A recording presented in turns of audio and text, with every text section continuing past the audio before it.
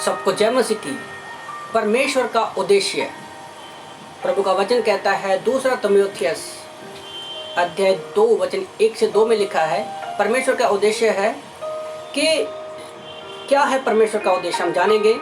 इसलिए हे मेरे पुत्र, तू उस अनुग्रह से जो मसीह यीशु में है बलवंत हो जा, और जो बातें तूने बहुत से गवाहों के सामने मुझसे सुनी है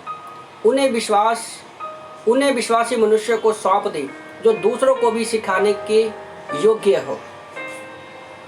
मसीह यीशु में अच्छे योद्धा के समान मेरे साथ दुख उठा।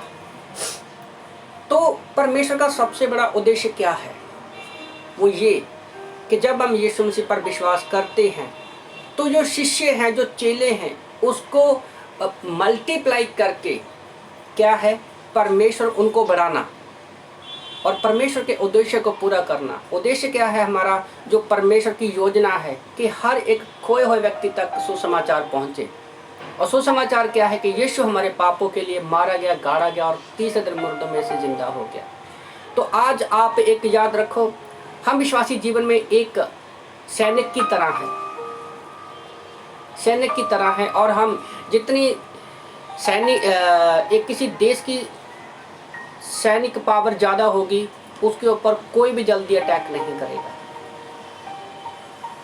तो चेलों को बढ़ाने का मतलब क्या है? ये परमेश्वर की योजना है। हम देखते हैं कि कोई भी बिजनेसमैन है, जब वो एक ब्रांच से काम शुरू करता है और वो आगे मल्टीप्लाई करते जाता है। जब एक व्यक्ति सिंगल रहता है, फिर उसकी शादी होती है, फिर बच्चे होते हैं, फिर आगे आगे क्या है, परिवार जो है वो मल्टीप्लाई होता है। और परमेश्वर ने जब आदम हवा को बनाया था, उत्पत्ति की किताब अध्याय 3 में, तो परमेश्वर ने आदम और हवा को बनाया संगति करने के लिए। और उनको भी परमेश्वर ने कहा, फूलो फलो फैल जाओ, मल्टीप्लाई। मतलब एक गुणाक विधि से परमेश्वर चाहता है, अपने उद्देश्य को पूरा करना चाहता है। तो परमेश्वर चाहता तो अपने सुसमाचार का जो प्रचार है वो बादलों पे दिखा सकता है, लोगों के सपनों में आके बातें कर सकता है। पर आपने कभी सोचा है कि परमेश्वर ने क्यों सिर्फ 12 चेलों को ही चुना? क्योंकि परमेश्वर चाहता है कि हमारे द्वारा, वो व्यक्तिगत जीवन के द्वारा परमेश्वर कार्य करना चाहता है कि हम जाएं लोगों के बीच में और परमेश्वर के उद्देश्य को पूरा करें, लोगों को मल्टीप्लाई करके। तो इस योजना को जैसे एक सैनिक पूरा करता है, हमें सीखना होगा।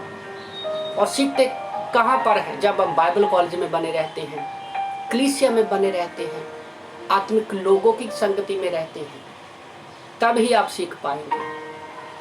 याद रखो, परमेश्वर के उद्देश्य को अगर कोई व्यक्ति चाहता है, कोई सैनिक जो चाहता है, वो घर में बैठकर कभी नहीं सीख पाएगा।